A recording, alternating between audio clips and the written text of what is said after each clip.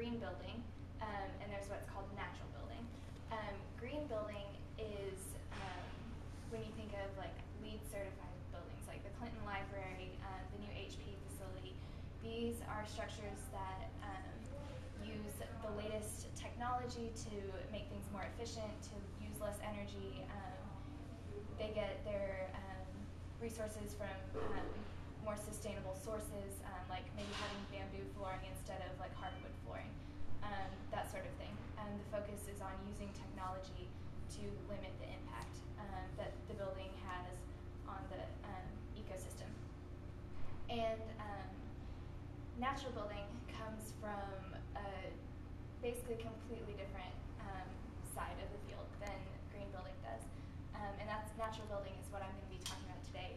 It's a lot lesser known, but basically it focuses on using local resources and local materials that are available to create buildings that help sustain and really become part of the environment that they're in. They use unprocessed materials, mostly like clay, sand, straws, an agricultural byproduct. Lime is one that's kind of processed, but it's not as bad as like concrete or other stuff like that. So they use those kind of materials in different combinations to create buildings that are inherently healthier and more efficient than the conventional way that we do things. And kind of the whole focus on sustainability that's in our culture right now and kind of gaining awareness around the world stems a lot from the idea of climate change and the science behind that. And when you look at climate change just by itself, both green building and natural building make a lot of sense. Like limiting the impact on the earth, putting less carbon into the atmosphere, all that kind of stuff. But when you take into consideration another concept called peak oil, which is basically the idea that oil is a finite resource. Well, all resources are finite, will eventually run out. But basically that at some point oil production will peak. And after that, oil will be harder to get out of the ground. It will be more difficult to refine, and it will become more expensive and scarcer as that bell curve goes down to the other side. And so when you look at that in conjunction with climate change, there is a need for what's called energy descent, which is basically reducing the amount of external inputs, fossil fuels that we need to maintain our lives and to run our buildings and get our food and all that kind of stuff. And that's about all I'm going to say on that, but I have this book that has a nifty little diagram here that kind of talks about those two and when you see them apart and when you see them together. And so you guys can take a look at that. I'll pass it around. And so that's where I arrived at natural building. I encountered it, well, actually that first I want to show you something else I forgot. I love this comic, it cracks me up. The guy is asking, what if it's a big hoax and we create a better world for nothing? Then we have a better world, So just to start from there. This house is my first introduction to natural building. And I don't know, here, I'm gonna close these real quick. Maybe you can see it better.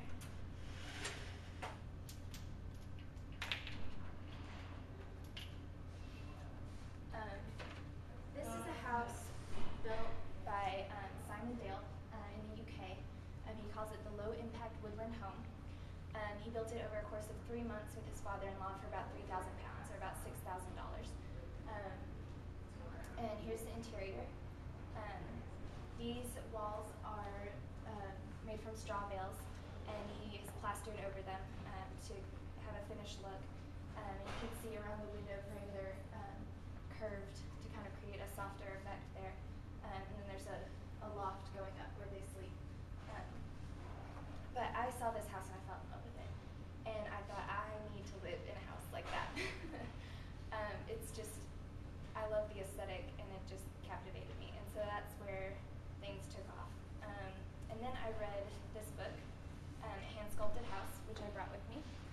So you can flip through it. There's color pictures in the middle of the book. But it gives the subtitle, A Practical and Philosophical Guide to Building a Cob Cottage.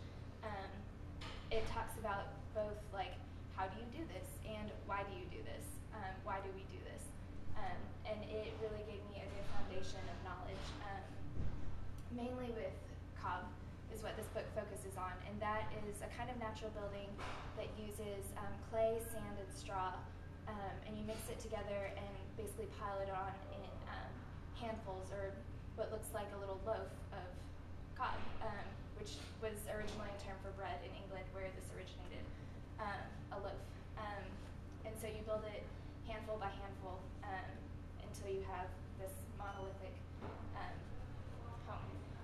And so I knew a lot about cob, and then I went to Scotland. I lived in the community there, Findhorn, for a semester, and this is my first foray into wood butchery. I would not call it carpentry, because it was not carpentry, but we were basically organizing a permaculture garden and building it and making it useful for the community, so the community could come in and grow food and that sort of thing. And I had an idea for a tool shed and built it, and that was really neat and just, I guess, really empowering to take on a project like that when I absolutely no building experience, but it was all built from scavenged materials from around the community, and it was a lot of fun. So there's that. And then I went from one intentional community to the other, and I ended up at the Eco-Village Training Center at the farm in Tennessee, which has been around since about the 70s, but these are the people, some of the people I lived there with. And there I was an apprentice in natural building for a month before I was hired on by a local family to help them build their house, which I'll show you later. But I was involved in a lot of projects there, so I'll first show you what I have hands-on experience with. We were building this structure back here, the Hippie-Chat, was already built, but we were installing an earthen floor in it so that one of the community members could live there. It's a really small structure. It's basically just for sleeping and personal space.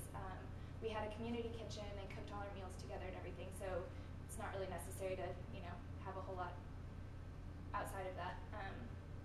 But so here we are mixing everything together, and we have this guy with the shovel, and then these two were local high school students who, through I think it was a federal program, we were able to hire them on, and they worked at the ETC that summer.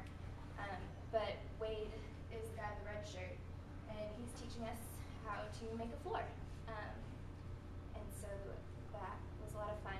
And this structure is a cob structure, what I described before. It has a living roof, so there's a impermeable membrane, and then carpet, and then plants growing on top of that, basically.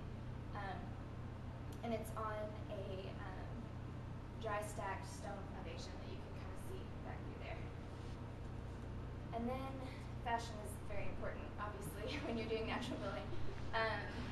But this is another project I worked on. I'm mixing straw with a clay slurry, which is really sticky and helps hold things together, to basically push into forms that are put between a conventionally framed, like a stud framed wall